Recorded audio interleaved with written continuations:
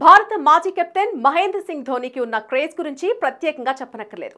అంతర్జాతీయ క్రికెట్కు good bye చెప్పి కేవలం ఐపీఎల్లో మాత్రమే ఆడుతున్న ధోనీకి ఫ్యాన్ బేస్ ఏ మాత్రం తగ్గలేదు. ధోనీ సారథ్యంలో భారత్ 2007 ప్రపంచ టీ20, 2011 వన్డే ప్రపంచ కప్, 2013 ఛాంపియన్ ట్రోఫీ సొంతం చేసుకుంది. ఈ 3 కప్పుల్ని సాధించిన ఏకైక కెప్టెన్ ధోనీ మాత్రమే. ప్రస్తుతం ఆయన రాజకీయాల్లోకి ఎంట్రీ ఇవ్వబోతున్నారా అన్న అంశంపై చర్చలు నడుస్తున్నాయి. ధోనీ రాజకీయాల్లోకి ఎంట్రీ ఇవ్వనున్నారంటూ గతంలో పుకార్లు కూడా వచ్చాయి. ఆయన పొలిటికల్ ఎంట్రీపై బీసీసీఐ ఉపాధ్యక్షుడు రాజీవ్ శుక్లా మాట్లాడారు. తాజాగా ఇచ్చినటువంటి ఇంటర్వ్యూలో ఆయన ఈ అంశంపై స్పందించారు. ధోనీ రాజకీయాల్లోకి ఎంట్రీ ఇవ్వడం వ్యక్తిగతం, అయితే బెంగాల్ రాజకీయాల్లోకి ధోనీ వస్తారని నేను ఊహించాను. ధోనీ రాజకీయాల్లో కూడా రాణించగలడు, వస్తే సులభంగా గెలుస్తాడు, అతనికి మంచి ప్రజాదరణ ఉంది అని శుక్లా అన్నారు.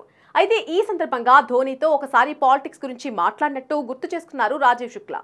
ధోనీ లోక్సభ ఎన్నికల్లో పాల్గొంటున్నాడని ఒక రూమర్ వినిపించింది. అది నిజమనుకుని మహీతో దీని గురించి చర్చించాను కూడా. అతను కాదని వివరించాడు. నిజానికి ధోనీ ఎక్కువగా బయట కనపడడానికి ఇష్టపడ్డు. ఫేమ్కు దూరంగా సైలెంట్గా ఉండే స్వభావం అతడిది. కనీసం అతడి దగ్గర మొబైల్ ఫోన్ కూడా ఉండదు. బీసీసీఐ సెలెక్టర్లు అతడిని సంప్రదించాలన్నా కూడా కుదరదు. కేవలం తాను చేసే పనిపై మాత్రమే శ్రద్ధ వహిస్తాడు. దాన్ని సీరియస్గా చేస్తూ ఉంటాడు అని శుక్లా పేర్కొన్నారు.